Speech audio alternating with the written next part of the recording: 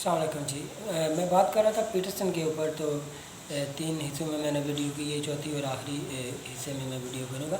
Peterson की ज़्यादातर जो तनकीद है वो सियासी दुरुस्तगी, पॉलिटिकल करेक्टनेस बयान करने या अमल में सकाफती अक़लियतों के जज्बात के लिहाज के मामलात, post modernism, post modern feminism, सफ़ेद फाम, मरात याफ्ता तबक़ात, सकाफती तख़सीस और माहौलियात पर है।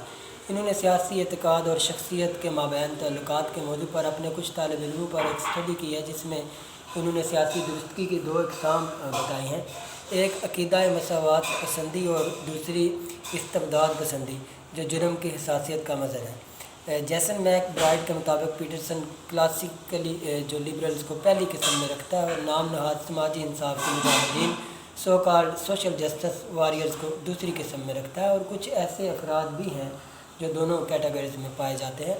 पीटरसन का दावा है कि सियासी दुरुस्तगी की लहर, वेव ऑफ पॉलिटिकल करेक्टनेस की ज़िम्मेदारी ज़्यादा बड़ी जामियात है जो शुमाली अमेरिका और यूरोप में पाई जाती हैं। पीटरसन के ख़्याल में आज की इंसानियत करप्ट हो चुकी है और इसका इन्हिसार साइंस पर बहुत कम है। ये अक़ली गुफ्तगू की बजाय नज़रियाती और ग्रोही तअस्सुबात और नज़रियात पर बात करते हैं।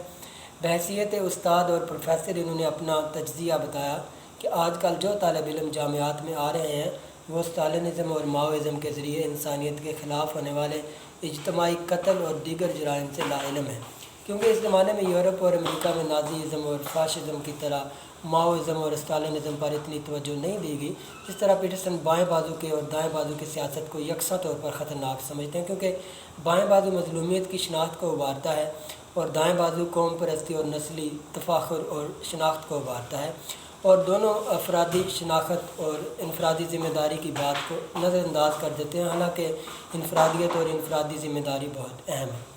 पीटरसन का इस्तदलाल है कि बाएँ बाजू में भी जो मौजूदा माशरती तंजीमी ढांचे को पिदरसरी निज़ाम का जबर करार देता है, लेकिन ये तस्लीम नहीं करता कि मौजूदा दर्जाबंदी का अंदाज़ा काबिलियत और मेरिट पर लगाया जा सकता है।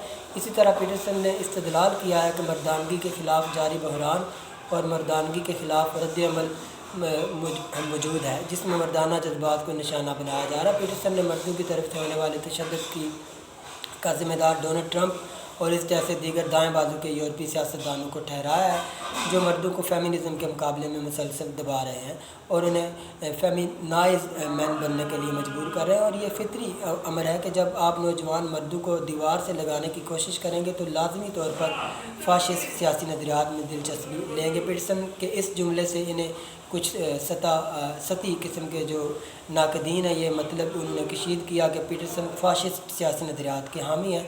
हालांकि पीटरसन कई बार इसकी वजाहत कर चुके हैं कि वो ना तो सियासतदान हैं और ना ही सोशल एक्टिविस्ट हैं, बल्कि वो एक मुहक्किक और माहिर नफ्सियात हैं और वो नज़रियात का तज्ज़िया इल्म, तहकीक और सबूतों की रोशनी में करते हैं।